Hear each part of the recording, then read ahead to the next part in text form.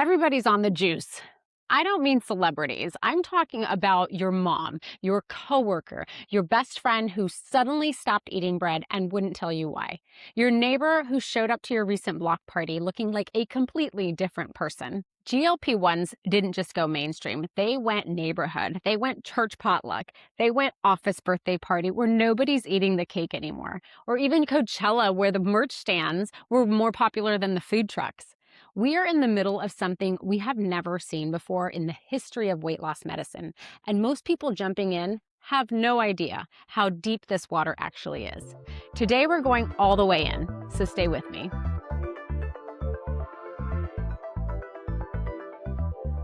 I'm Dr. Michelle Gillette, this is The Vital Link, and this is episode 1 of The Skinny on the Shot.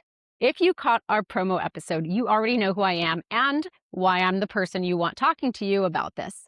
If you're jumping in fresh, I'm double board certified in family medicine and obesity medicine, founder of Somavi Wellness Center and Med Spa, and I've been prescribing these medications for years with hundreds of real patients.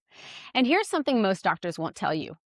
I've been on this medicine myself, not to lose 100 pounds because I was at a plateau. My pants were feeling real tight, couldn't budge on the post-baby weight 5 years later because now perimenopause is hitting me. And quite frankly, I wanted to know what everyone was talking about. And what I experienced really helped me understand from a personal standpoint what my patients were going through. I'll be sharing that with you piece by piece as we go through this series. But first, let's talk about why this drug changed everything. Here's what most people don't realize. GLP-1s are not new. The first one, Byetta, was FDA approved back in 2005 for type 2 diabetes. And yes, doctors noticed some weight loss, but it was modest. We're talking maybe 2 or 3 pounds, not exactly headline worthy. And on top of that, it was only available to patients who already had type 2 diabetes. So most people never even knew it existed.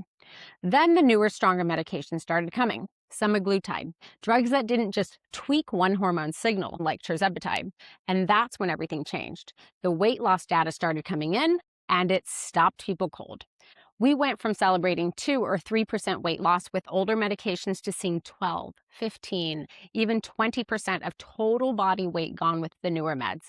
Real numbers, not the 5 pounds that disappear and come back every January. We're talking 25, 35, 50 pounds depending on where you start and which medication you're on. Sustained, meaningful weight loss that also improved blood sugar, blood pressure, and in some cases reduce the risk of heart attack and stroke. That's not a diet, that's a medical breakthrough. And that's when your neighbor started taking the juice. And when I say this drug changed everything, I want you to understand I am not being dramatic. I mean, it changed everything. Right now, roughly 1 in 8 American adults is taking a GLP-1 medication. 1 in 8. Think about that the next time you walk into a room. In just over a year, the percentage of adults on these drugs more than doubled. JP Morgan projects that the number is going from about 10 million people today to 30 million by 2030. And here's where it gets really interesting. The food industry is panicking. Within 6 months of starting a GLP-1 medication, households are cutting their grocery spending by over 5%. Fast food restaurants and coffee shops are seeing an 8% drop. Chips, cookies, snack foods seeing close to a 10% decline. McDonald's is now aggressively marketing their protein content. Domino's CEO literally said, and I quote, "Eating habits themselves are changing and businesses must face reality and adapt." Starbucks now has a $9 protein coffee choice. Okay. Goldman Sachs estimates these drugs could actually boost U.S. GDP by nearly 0.5% through increased productivity and healthcare savings. And it goes even deeper than food. Early research is showing these medications may affect the brain's reward system beyond just hunger. Early studies suggest possible applications for reducing alcohol misuse, drug dependence, and even gambling. So this is not a drug. This is not a trend. This is a pharmaceutical revolution that is reshaping how human beings relate to food, to their bodies, and to their health. And it is happening right now, whether you are in it or not. So yes, the drug changed everything. And you deserve to understand exactly what that means for you. The reason these medications hit differently is because they are not doing what old diet pills did. For decades, the weight loss pill conversation was honestly a disaster. We started with amphetamines, literally speed, being handed out as diet pills in the 1950s and 60s. And then came the rainbow pills, cocktails of amphetamines, diuretics, and laxatives, and doctors were like prescribing these like candy. These combinations caused serious health problems, including death, and regulators eventually had to crack down. Then in the 1990s came fenfluramine, and phentermine. And it actually worked. People were losing weight and doctors were writing millions of prescriptions a year until we discovered it was causing serious heart valve damage in many patients. People died. Lawsuits piled up. It got yanked off the market, and the makers ended up in a multi-billion-dollar settlement. Then came Orlisat, which blocked your body from absorbing fat. Sounds great, right? Until the side effects kick in and you do not want to be far from a bathroom. Then Belviq, approved in 2012, pulled from the market in 2020 because it was linked to cancer. Again and again, we either ran into serious safety problems, disappointing long-term results, or both. There was never really a good answer, one that was safe and effective long-term. So when I tell you that GLP-1 medications work differently, I mean that literally. They act on the same GLP-1 pathway your body already uses to regulate appetite and blood sugar, but in a more sustained medication level way.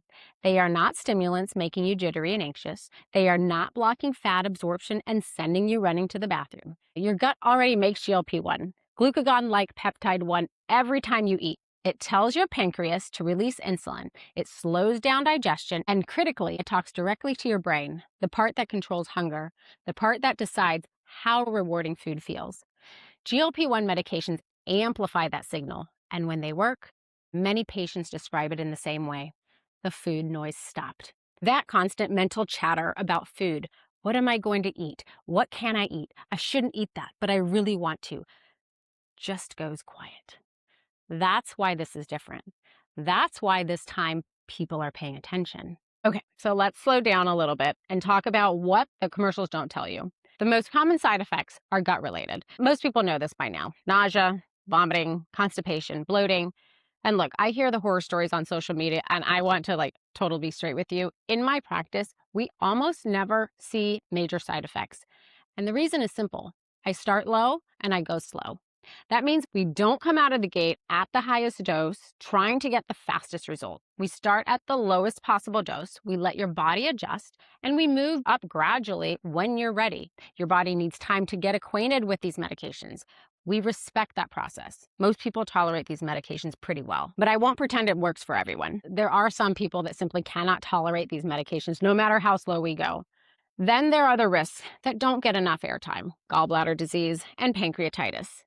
Why would a weight loss drug mess with your gallbladder? Because when you're eating less, your gallbladder releases bile less often. Bile flow slows down. And in some people, over time, that leads to gallstones or inflammation. Not common, but real. I talk about it with every single patient. Pancreatitis is still being studied.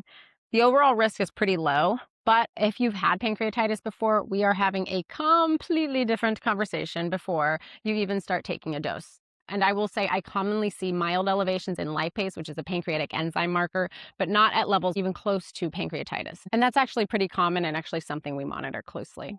And the one I truly harp on is muscle and bone loss.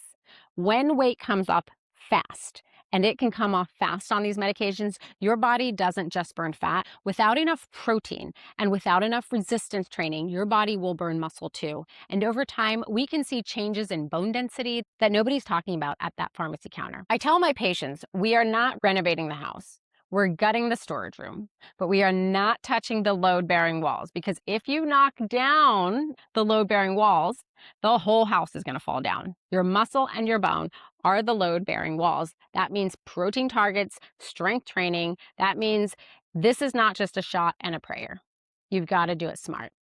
And here's the thing nobody wants to state. We don't want to lose weight and end up looking frail. We've all seen it. The person who lost all the weight but now looks like they survived something. That's not a win.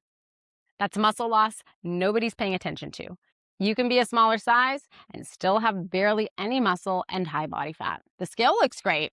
The body composition, not so much. So let me get a little personal with you. I started on tirzepatide myself, a little microdose, because it had been 5 years since my last pregnancy and I could not get that baby weight off. I live a very social life and there is food everywhere. I don't have a bad relationship with food.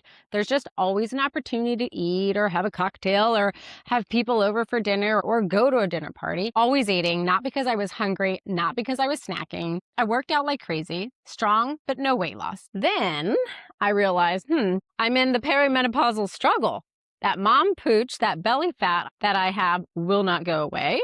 I've seen this med work for others. I'm just going to try a little baby dose, microdose. It was like overnight. I felt slimmer, less swelling, still enjoyed food because I wasn't taking a huge dose, but I didn't indulge. It really literally was like magic. I get it. Now I really got it. The drug is a tool. It's a training wheel. If used correctly, you still have to build the house. So if you're in Indiana, and you're sitting there thinking, I need someone who actually knows what they're doing to walk me through this. That's exactly what we do here at Somavie Wellness Center and Med Spa. We look at your full picture, your labs, your history, your relationship with food, your goals. We figure out whether a GLP-1 makes sense for you, at what dose, paired with what plan. Because you deserve more than a prescription. You deserve an actual plan, and you deserve to be safe. Because no medication, again, is without risk. So head to somaviewellness.com to book your consultation or call our office today. One of our providers will take great care of you. And a quick thank you to our partners at Better Bodies Fitness, multiple locations right here in Indiana, personal training, physical therapy, and longevity programs all under one roof. These are the people I trust to keep my patients strong while they're on the journey. Check them out at betterbodiesinc.com or give them a call at 317-508-0839 and tell them Dr. G sent you. That's it for today's episode of Skinny on the Shot. We'll see you in episode 2.